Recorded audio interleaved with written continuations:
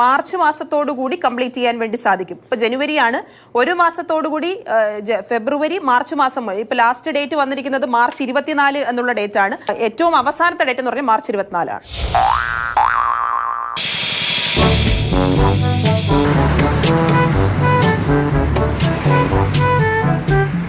Government കൊച്ചു കുട്ടികൾ വരുന്ന ഈ റോഡാണ്.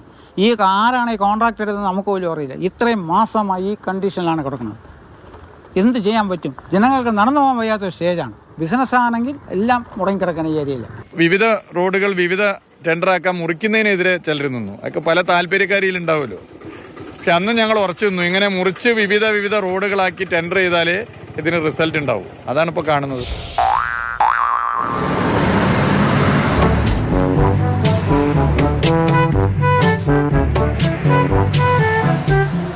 എല്ലാ റോഡുകളുടെയും പണി നടക്കുന്നു. ചിലത് മാർച്ച് മാസം പൂർത്തീകരിക്കും, ചിലത് അത് കഴിഞ്ഞാൽ പൂർത്തീകരിക്കും. അത് ഇങ്ങനെ ഒരു കർക്കശ നിലപാട് സ്വീകരിച്ചുകൊണ്ടാണ്.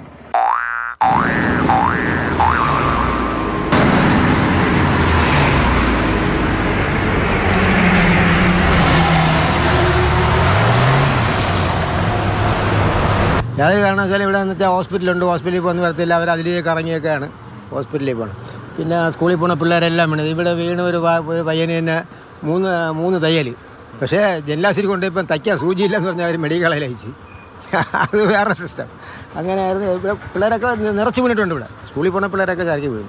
പക്ഷേ ഈ മണ്ണിങ്ങനെ കൂട്ടിയിട്ടുണ്ട്. ഇവിടെ സ്മാർട്ട് റോഡാക്കുക എന്ന് പറയുമ്പോൾ സൈക്കിൾ ട്രാക്കും നടപ്പാതയും ഒക്കെയുള്ള മനോഹരമായ നിലയിലേക്ക് ഈ റോഡിനെ മാറ്റാനാണ് ഉദ്ദേശിച്ചത്. ഇതാണ് ഇപ്പോൾ ഇതിൻ്റെ ഒരു റോഡിൻ്റെ ഒരു സ്ഥിതി. ഈ റോഡ് ഇങ്ങനെ ആയിക്കഴിഞ്ഞാലുള്ള ഒരു അവസ്ഥ, സന്തോഷകരമായ ഒരു സ്ഥിതി നിങ്ങൾ മനസ്സിലാക്കണം.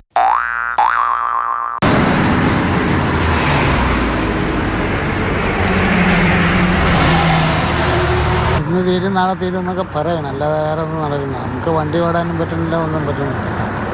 വളരെ ബുദ്ധിമുട്ടിലാണ് നമ്മളിവിടെ ജീവിച്ചു പോകുന്നത്. എത്ര നാളായിട്ട് ഇതിങ്ങനെ കിടക്കും? എന്താണ് ഇപ്പോഴത്തെ അവസ്ഥ? ഇത് 4 മാസത്തെ കൂടുതൽ.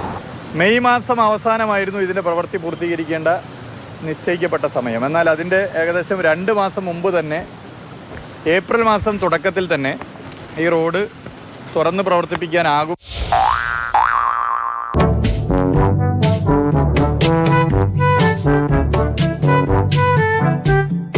സ്മാർട്ട് സിറ്റി റോഡുകൾ 10 ജൂൺ മാസം 15 സഞ്ചാരയോഗ്യമാക്കുന്ന നിലയിൽ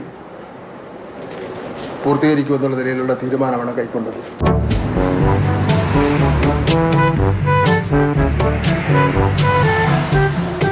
റോഡ് നിർമ്മാണം പൂർത്തിയാക്കിയെന്ന് അവകാശപ്പെടുന്ന ഇടത്തും ഇനിയും ജോലികൾ ബാക്കിയാണ്. ഓടകൾ നിർമ്മിക്കണം, കൈവരികൾ നിർമ്മിക്കണം, അങ്ങനെ പലതും.